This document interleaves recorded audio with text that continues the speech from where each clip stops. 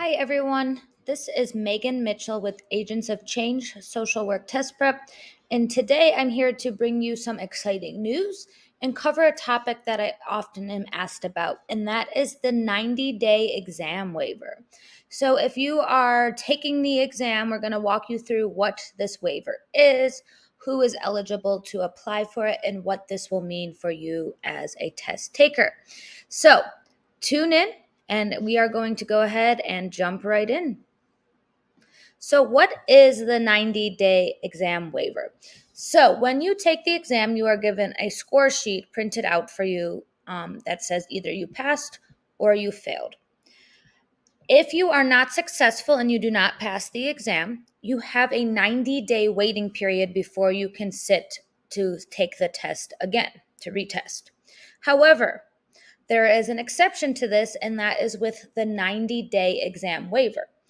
If you are approved for the 90-day exam waiver, you will have the opportunity to test again sooner than 90 days. And why would you want to do this? Maybe you narrowly did not pass the exam and you have the content in your head, or you have a job on the line, or time is of the essence and you need to sit sooner than those 90 days. But the 90-day exam waiver only applies to certain test takers who narrowly fail the exam. We're going to talk about what those requirements are, because if you are tuning in, this is May of 2022, the requirements have actually just changed. So we're going to talk through what those changes are, and it's actually going to allow more people to apply for the 90-day waiver. Why would you apply for the 90-day waiver? Like I mentioned, if you were close to passing, the new requirements are if you were within 10 points. So if your score was within 10 points of the passing score and you believe that testing again sooner would be a benefit, you should apply for the waiver.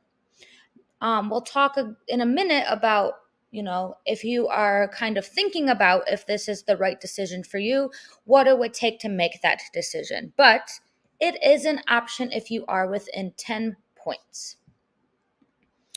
So there's a lot of people who are reach out to me and they're on the fence. They are not sure they want to apply. Why would this be? So, like I said, if you are not successful, generally the rule of thumb is that you have to wait 90 days unless you are approved for this waiver. However, the decision to test again sooner than 90 days is a personal one.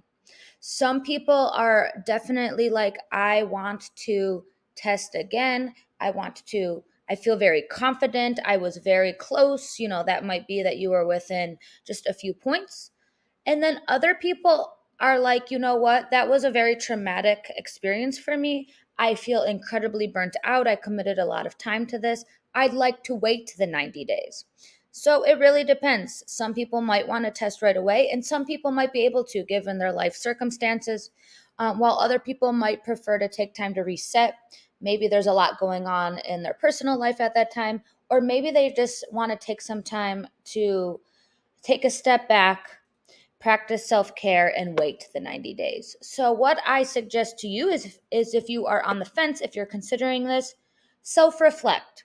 Determine what works best for you, and just make a decision that's going to work best for your mental health and for your studying routine. Because it does take a big commitment and it takes a lot of effort to put in the work to study for this exam.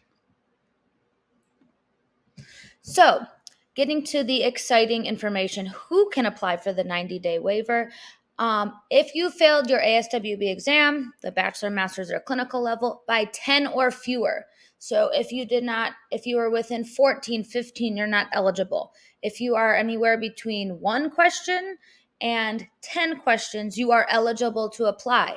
And this is why I have this in all bold. This is a new update. It used to be only 5 questions. So they have expanded the range. 10 or fewer questions, you are now eligible to apply. Like I said, if you are above that threshold, if it was more than 10 questions, you will need to wait the 90 days. But it's important to note, not all states and provinces allow this waiting period. So it is state by state dependent. So what I will say is check with your state. I'm sure it is somewhere on their website to determine if you are even eligible to sit closer, if you are able to sit sooner than the 90 days and if you're able to apply for that waiver. How do you apply? The ASWB website will be the way that you will find this information. We have a link here, which we will also include in the YouTube video. But if you just type in ASWB 90-day waiver and Google that, you will yield a search where you can find exactly where you are looking for that information. It used to be a much more complicated process. You'd have to get your employer to say that your employment is at risk, and it was a much more strenuous process. Now, you can do it all online. It is all on this form that is linked here, and it says in your waiver request, give 3 to 5 sentences as to why you are applying for the waiver. So remember, someone from the board is going to be reading this, so you want to be compelling, you want to be persuasive, but you also want to be honest. Why do you want to take this test sooner than the 90 days? What I suggest you include is if your job is at risk or a promotion is being held up, if financially this is holding you back, if you are a multiple time test taker, this test is not cheap.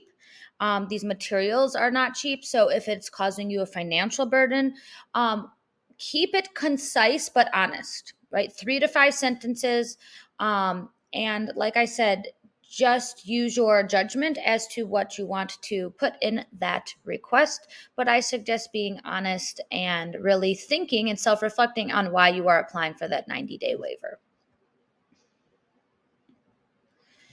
Now we're going to cover some misconceptions, because I get misconceptions all the time about what the waiver is, what it does, what it allows you to do, what it does not allow you to do. So we're going to cover some of these, and I'm going to kind of set the record straight about what is allowed and not allowed with this 90-day waiver. So the first misconception is, if I get approved, I don't have to take the exam again. That is false. Even if you did not pass by as little as 1 point, you will be sitting for the exam again. A waiver approval means you have to take the test again. It's just you will be taking it sooner than the 90-day waiver period. So the waiver is not an override saying that now you get a pass. It's just allowing you to sit again in a shorter amount of time. So there's never an override that you will get from this waiver that allows you to override a failing score. Misconception, I have to get a letter from my employer to get a waiver. That was very heavily suggested in the past, but they have now changed the process. So that is false. This is not required, but if you do have someone that is willing to kind of speak on your behalf, or if you get denied and if someone from your current place of employment is willing to write you a letter, that's going to help you make a stronger case, but it is not a requirement. So just know that your job does not have to be on the line any longer for you to be approved. But if this is the case, make sure you include that in your rationale. Other misconceptions. If I get approved, I don't have to pay to take the test again. People always ask me this, and that is unfortunately false. You are going to have to pay whatever applicable fees there are to test again if your waiver is approved. That is all done obviously on a state-by-state basis. It is done through your registration to take the exam. You will need to still register to sit again, and you will need to register to pay to take the test again. Another misconception, a waiver means the ASWB will rescore the test I already took. Because some people say I failed by 1, so this waiver means they're going to rescore it. False. A waiver does not mean your test will be reevaluated or rescored. The waiver is only going to allow you to register for the exam to sit again sooner than 90 days. It has nothing to do with scoring. It has nothing to do with licensure. So also make sure that you know that. The waiver does not affect licensure at all. It's so that you can sit for this exam sooner. Another misconception, I already know the information, right? I was just a few points off. So if I get approved, if I can sit sooner than 90 days, I'm just going to go in there and take the test. I'm just going to sit for the test again. False, right? You need to use your score sheet that was printed out for you and use that to guide what areas to strengthen. Because you did not get a passing score, you're going to want to bring up those weak areas so that you can have your next success be successful. So I definitely do not encourage you to not study again at all. Tweak your studying. I don't also encourage you to throw everything out the window and start from scratch, right? Use your failed attempt as a reflection. What worked for you, what didn't work for you, and you have the opportunity. You already sat for the exam, so you have the opportunity to think about what did you see on that exam that was very challenging to you. Were you very anxious? Did you go too fast? Did you find yourself running out of time? So tweak your studying, right? You don't want to do absolutely nothing, and you don't want to rehaul everything. So use that exam score sheet to guide what areas to strengthen. Tweak your studying so that your next attempt will be successful and you will get that pass. My biggest advice, you are your own best advocate. Advocate for yourself and make sure to express why you need the 90-day waiver, right? We always are advocating for our clients, but now is your time to advocate for you. So if you are applying for that 90-day waiver, make sure that you are really expressing why it is that you think that you will need to sit sooner than the 90 days. And also, the 90-day waiver does not give you accommodations. So if you think you might need accommodations too, maybe you need extra time. Maybe you need snacks throughout. Maybe you need your own room. I do have a video on that. So check out our video on that topic. If you are struggling, if you are a multiple time test taker and you're having difficulty breaking through, I definitely suggest checking out our accommodations video. Accommodations can be very beneficial, but that is a completely different topic. That's a completely different process. So if you're interested in that, check that out on my YouTube channel. If you are looking for more study content, Agents of Change has more paid study materials. Check out our website at agentsofchangeprep.com. We also have free materials up there. We have a blog. We have something for everyone. So make sure you take some time, check out our website. This is our contact information if you have any specific questions. And of course, I want to leave you with some words of advice. If you are testing again, remember that you have the ability to do this. This test is hard, but you can do this. You got this. Believe in yourself and know that you have the potential in you to be successful. Thank you for tuning in.